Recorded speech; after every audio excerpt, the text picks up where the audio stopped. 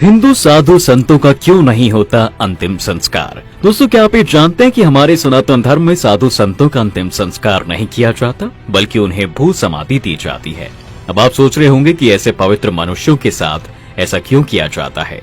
वैसे जानने से पहले आप ये समझ लीजिए कि भू समाधि होती क्या है। साधु संतों की परंपरा में देहांत के बाद समाधि की परंपरा होती है और ये परंपरा सदियों से चली आ रही है। दरअसल समाधि एक बहुत ही पवित्र शब्द है जिसका सीधा संबंध मोक्ष से है। मोक्ष को ही बौद्ध धर्म में निर्वाण और जैन धर्म में कैवल्य कहा गया है। हमारे हिंदू धर्म में कहा जाता है कि भगवान शिव हमेशा समाधि में रहते हैं। यही कारण है कि समाधि को किसी मरने वाले के कर्मकांड की क्रिया से नहीं जोड़ा जाता है। किसी का अंतिम संस्कार किया जाता है तो उसे अग्निदाह कहते हैं। ठीक इसी तरह जलदाह भी किया जाता है, जिसमें मृतक को जल में बहा दिया जाता है और भू समाधि में पार्थिव शरीर को भूमि में दफना दिया जाता है। चलिए अब जानते हैं आखिर कैसे होती है भू समाधि। दोस्तों, आपको बता दूं कि भू समाधि के लिए सबसे पहले भूमि तय की जाती है, फिर पूरे विधि विधान से उस जगह को खोदा जाता है, जिसके बाद पूजा पाठ, गंगा जल और वैदिक मंत्रों के उच्चारण से उस स्थान का शुद्धिकरण किया जाता है।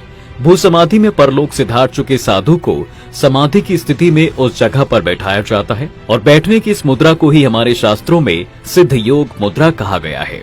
अब जानते हैं कि साधु संतों को भू समाधि दी क्यों जाती है। दरअसल धर्म शास्त्रों की माने तो साधु संतों और ऋषि मुनियों को भू समाधि इसलिए दी जाती है ताकि उनके भक्त और अनुयायी उस जगह पर हमेशा अपने आराध्य गुरु का दर्शन करके उनकी दिव्य ऊर्जा का अनुभव कर पाएं। सनातन धर्म में मृत्यु के बाद बच्चों को दफनाया जाता है, साधुओं को समाधि दी जाती है और वहीं आम लोगों का अग्निदाह किया जाता है। वैसे तो इसके कई कारण हैं, जिनमें से एक वजह ये भी है कि बच्चों और साधु संतों का मन पवित्र और निर्मल होता है, साथ ही उनमें मोह की भावना नहीं होती है। पुराणों की माने तो 5 वर्ष के लड़के और 7 वर्ष तक की लड़की का अंतिम संस्कार नहीं किया जाता, बल्कि उन्हें दफना दिया जाता है। वहीं संतों को समाधि देने की एक वजह ये भी है कि लगातार लंबे समय से ध्यान और साधना करने की वजह से उनके शरीर में एक दिव्य ऊर्जा और आभा आ जाती है। इसलिए ऐसा करके उनकी इस दिव्यता को प्राकृतिक रूप से बिखेरा जाता है, ताकि उनके देह त्यागने के बाद भी उनके अनुयायियों का भला हो सके। इसके अलावा कुछ साधु जल समाधि भी ले लेते हैं।